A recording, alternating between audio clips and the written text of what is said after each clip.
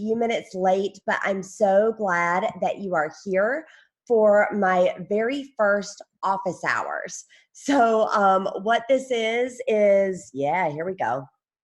Perfect. What this is an opportunity to just chat with you about running. And I have a few questions that people have submitted. So we're actually going to go through and just talk through some of these questions. I am going to keep, hey, Megan, I'm going to keep an eye on the comments as well. You can see that I've got a screen share going, and that's because I've got a health education background, and I want to both verbally tell you about some of this stuff as well as visually show it to you. Megan, since you are on, I just want to mention, Megan posed a question a little bit earlier that I think is worth just mentioning, and that was, and I hope it's okay. Hey, Stacy. Megan was like, "Oh, am I ever gonna be good at running?" And I actually think that that's a good way to kick things off. Megan, I hope it's okay if I use that as an example, but I think a lot of folks feel this way at some point in their running journey. Like, am I going to be good at this? And I would ask you, as we talk about running tonight, and as you think about where your running is, probably having had a race canceled, I would ask you to think about defining good. What does good mean to you? Okay. Now, I know your mind is first going to a pace or a certain like number as far as like a race time that you would like to have, but I would ask you to think go deeper than that. Okay.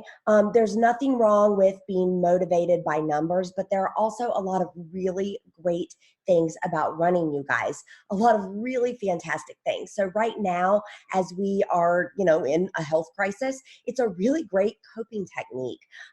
Again, assuming that we are being safe. And at this point in most areas of the country, we can still go outside if we are physically distancing, or if you have access to a treadmill or something like that. I want you to think about the cognitive benefits of running. If you're getting those cognitive benefits, that's good, right? I want you to think about your biometric numbers. I want you to take note when you go to your primary care manager and they tell you your blood pressure, your cholesterol. These are things that we know improving our cardiovascular health, i.e. running, will also help us with. So I'm going to get off my soapbox there, and I want to show you the questions that we are going to go over.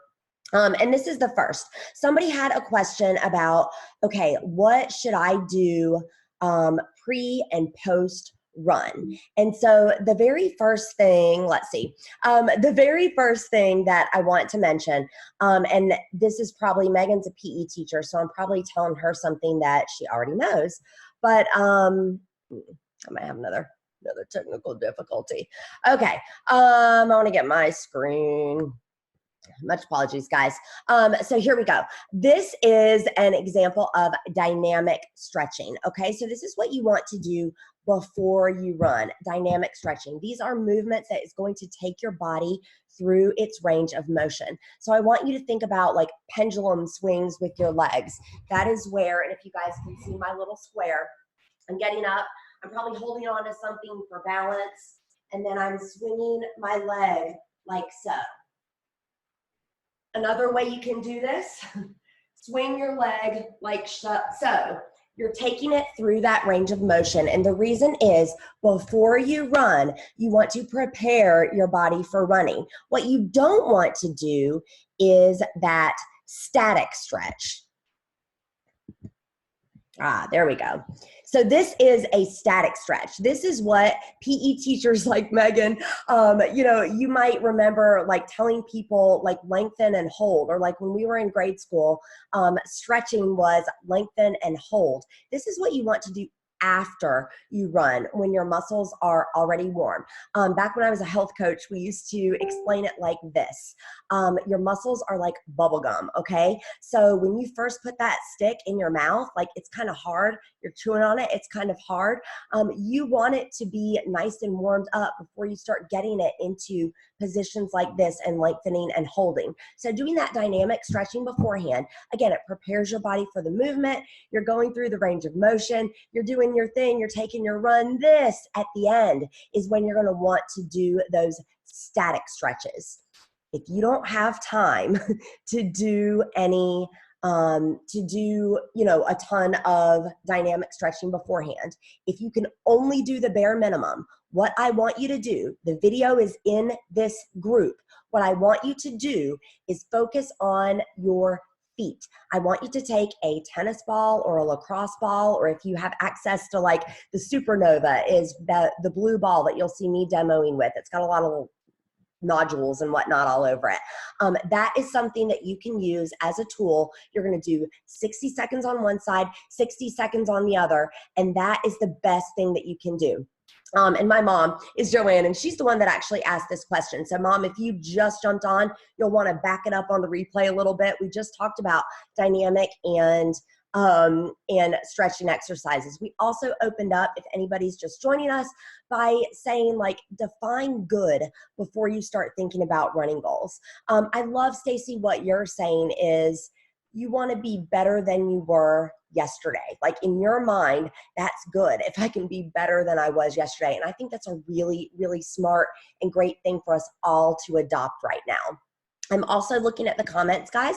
So if you have other questions, we can definitely get into those. The next question that I have is, what if I can't run? What if I can't run? A lot of people were saying, it's just the gyms are closed. The gym where I would drop my child off is where I had access to a treadmill to run, and now I've had that taken away from me. What can I do if I can't run to improve my running?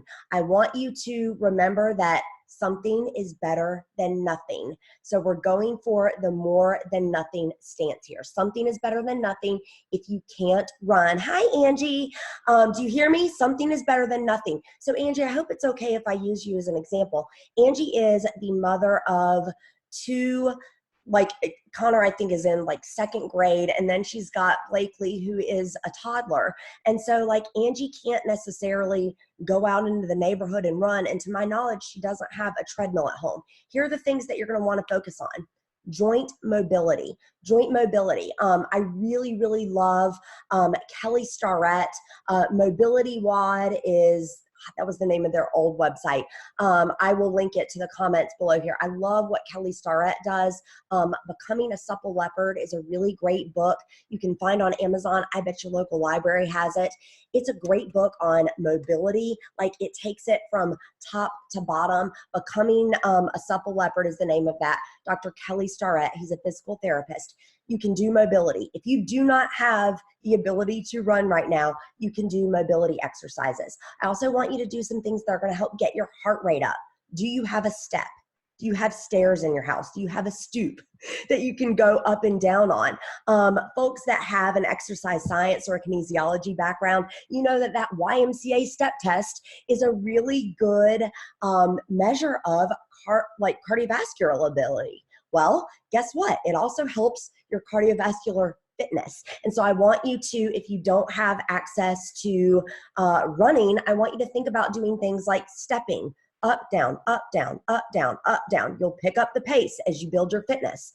Do you have a jump rope?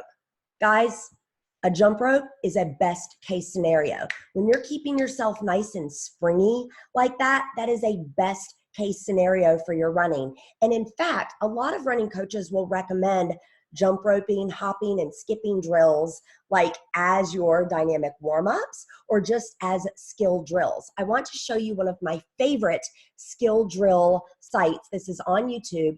This is my friend Valerie. Valerie was on the podcast back in season 1. I will also link that below. You guys, she's the gold standard, okay?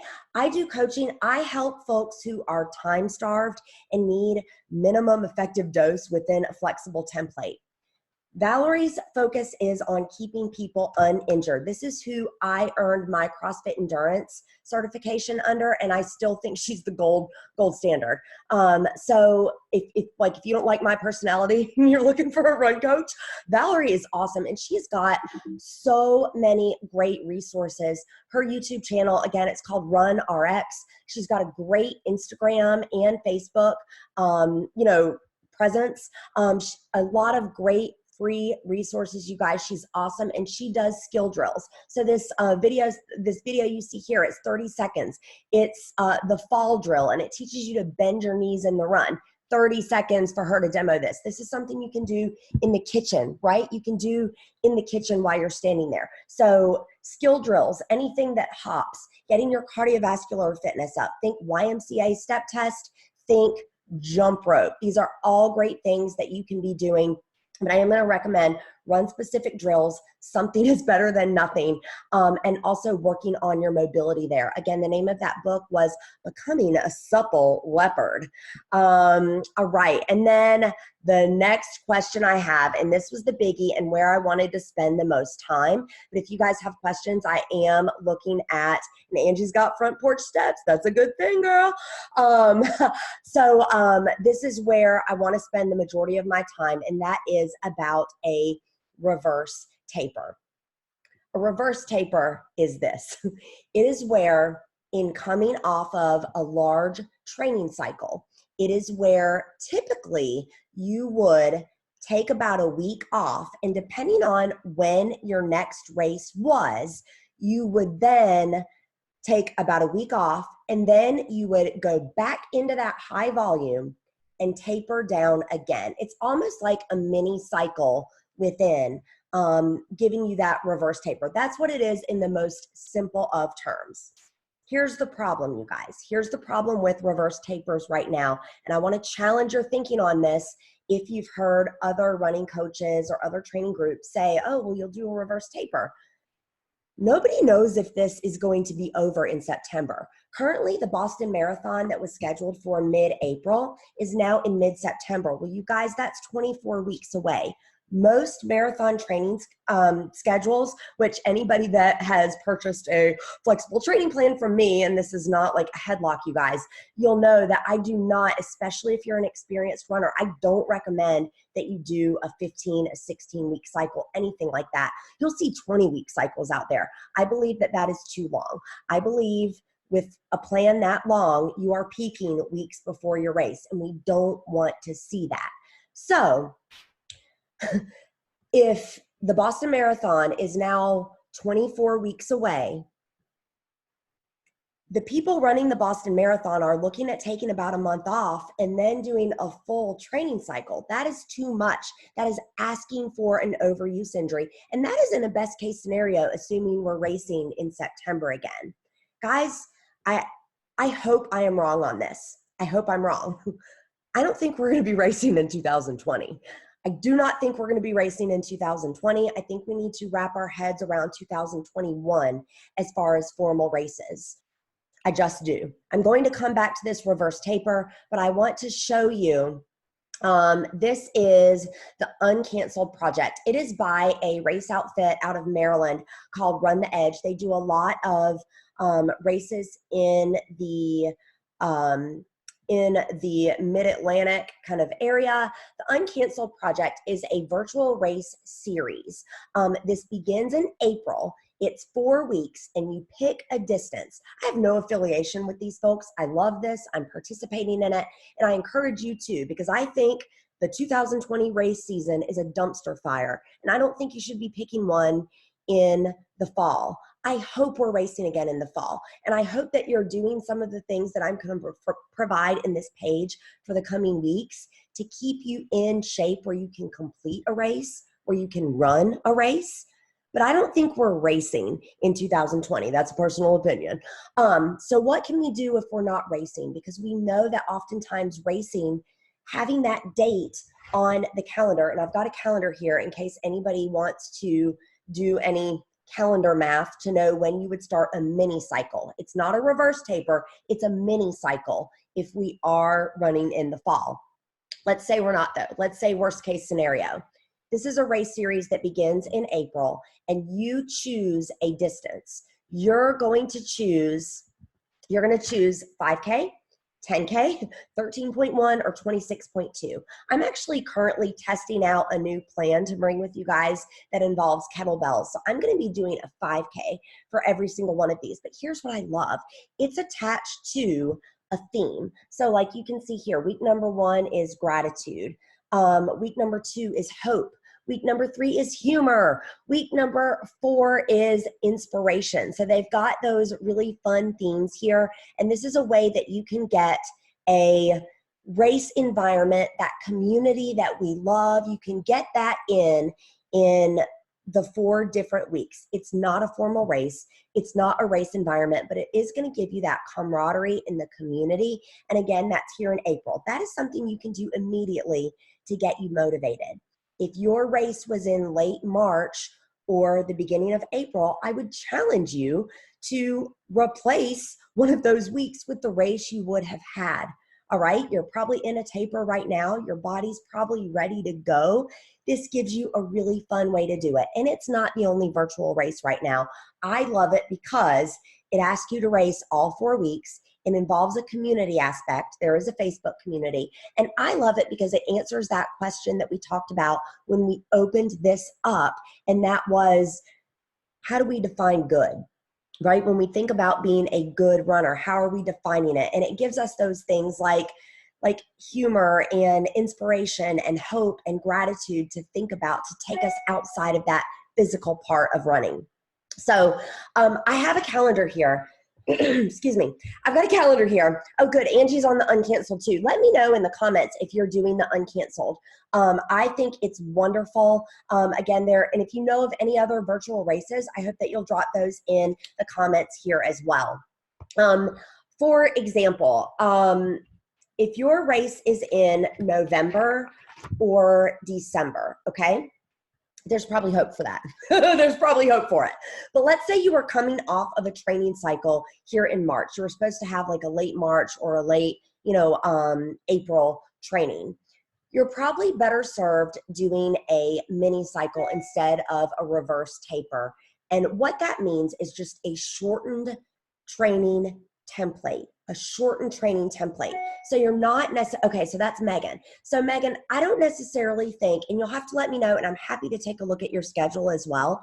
This group is here to serve. I don't need to sell training plans to all of you. I know the people that were here yesterday bought training plans, and I'm so happy to serve you. But like the people that have joined today, I'm here to serve, okay? There are many ways I can't serve. This is a place I can. I'm happy to look at your schedule, but I think you make that condensed, okay? And you probably stick a baseline something at the beginning and then a midpoint. I love doing a 10-minute test at the beginning of a shorter race cycle. So if you've got like a 5K or a 10K, I love a 10-minute test. And this is even for my Couch to 5K people. I love it. 10-minute test. How far do you get in 10 minutes? Just go. Maybe it's a combination of run, walking, maybe you're sprinting. I don't know your fitness level. A 10-minute test, and then you're revisiting that 6-7 weeks later. It's a really, really great thing to do. And so Megan, you might take the existing template that you have and just try to condense it a bit. That way you give yourself a nice chunk to work on these other things. It doesn't mean, oh, Stacy's doing uncanceled as well. It doesn't mean you're not running. We want to keep that cardiovascular fitness up. If you can't, I want you to use that step. I want you to use that jump rope. If you can, I absolutely want you to get some running in. I would challenge you though, that it might be better for your mindset to step away from that Monday I've got this, Tuesday I've got this, Wednesday I've got this, and maybe think more about like an overall weekly goal. I'm going to try to hit between 10 and 15 miles total this week. I'm going to focus on something for fitness every day. And then I know for my November race, I'm doing a mini cycle that starts in September. Another thing to consider, guys, fall races, guess what that means? Running through the summer, okay? So your races, so for example, let's use the Boston Marathon because we were all going to the Boston Marathon, right? That race in April meant that people trained during January, February, and March. It is a completely different ball game to train now in June, July, and August. As we get closer to these months, I will absolutely share some hot weather training tips, but this reinforces again, in a best case scenario, if those fall races happen, you are running, not racing. in hot weather, especially those of us, there are a lot of people watching right now that are in the Carolinas. You guys know it gets nasty. You know it gets nasty. And unless you're waking up, even when you're waking up at 4 a.m., you're going to need to slow down. You're going to need to dress for it. You're going to need to hydrate. You're going to need to slow down. Well, when you slow down, guess what that does for your overall race speeds? I would encourage you to throw the watch out the window. If we are able to toe a starting line with other runners around us in 2020, we will be running, not racing. And I hope that's comforting for you to hang your hat on. Let me provide some, and I'm still watching over here for questions. Let me provide some other examples that, that I'll give to you for running goals that you can have outside of races, okay? So one of them would be to streak. Streak, you guys. You could, if you've been running during this quarantine time, you have started a streak. There is a U.S. Streaking Association, and streaking is defined as any distance, so it's at least a mile, but it's any distance of run of at least a mile for every consecutive day on the calendar. There are people that do this for years and years and years. You could streak through the quarantine. That's a really great idea. You could do that if you wanted to. Another idea that you could do is you could run. Let's see.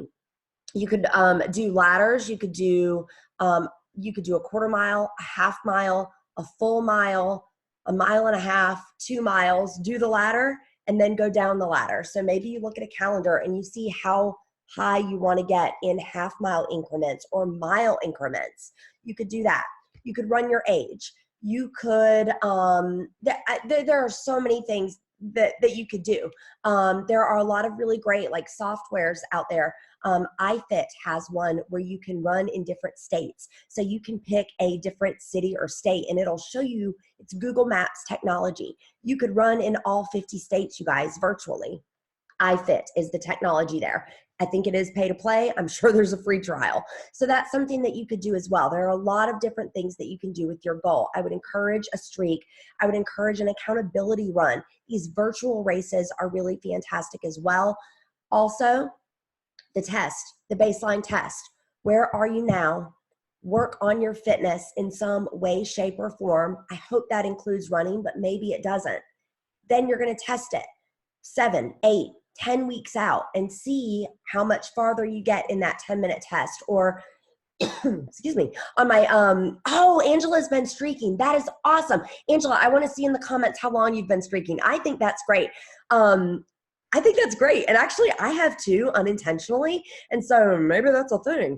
A streak is really great because it gives you, we're out of control. We are all out of control right now. There are a lot of things we can't control. A streak is something you can control, right? You know, okay, check, I got my mile for the day. I have a friend who, her father worked at the Salisbury Post. It's the newspaper where I'm from. Ed Dupree is actually in the Guinness World Record somewhere for his streak.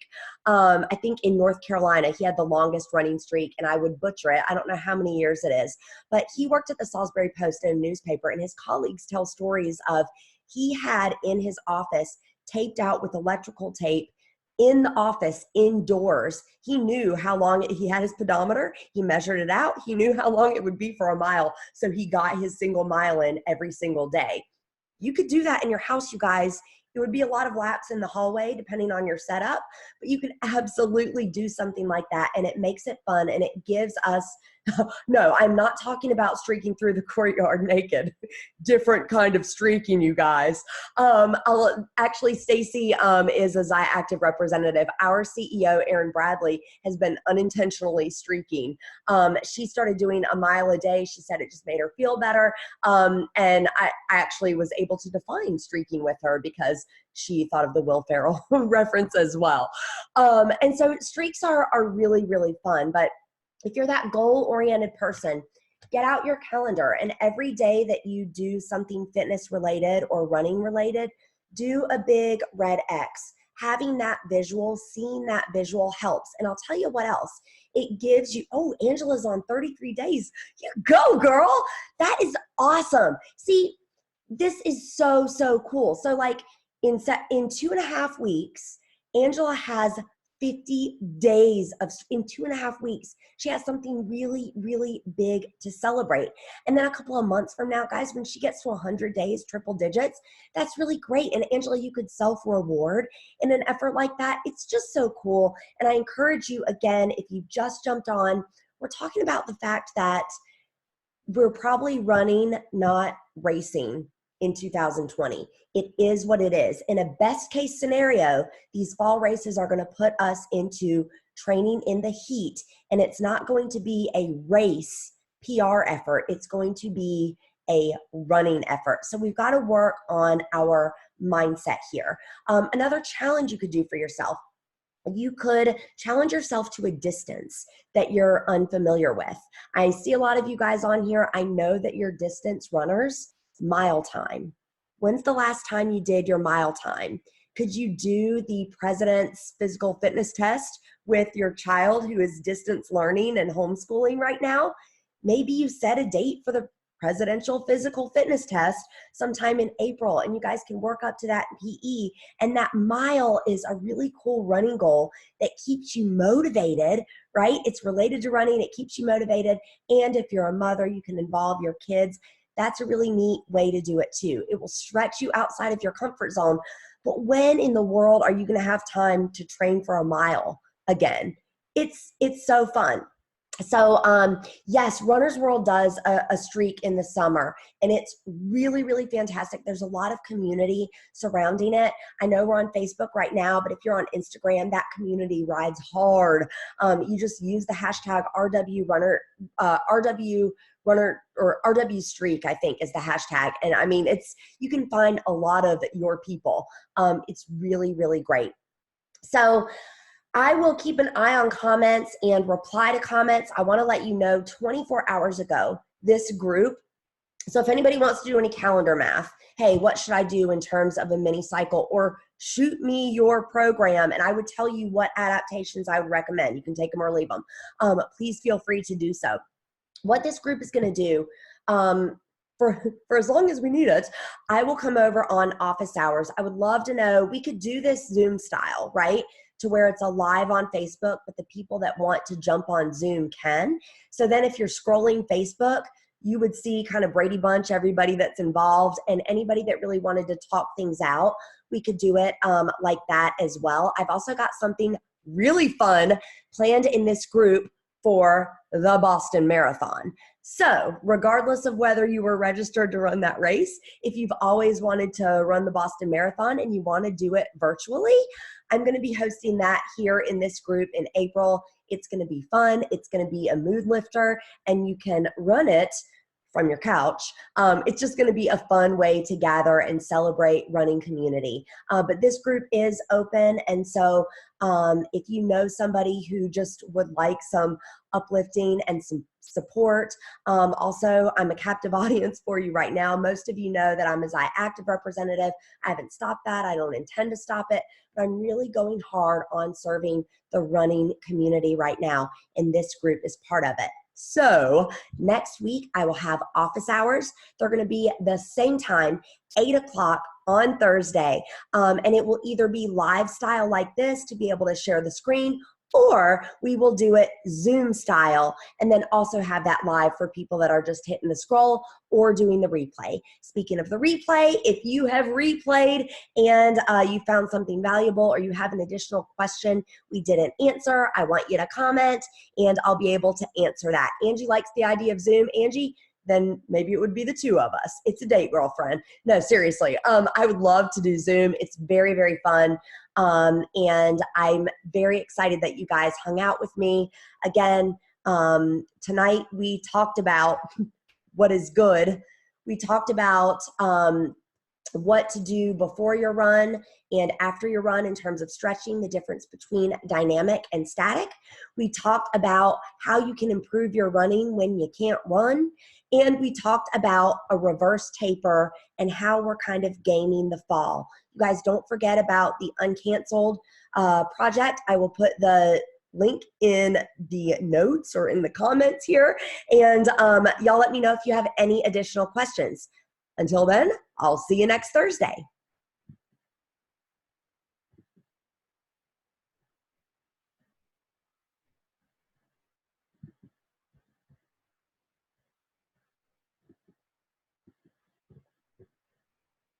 Is it ending? No, it's not.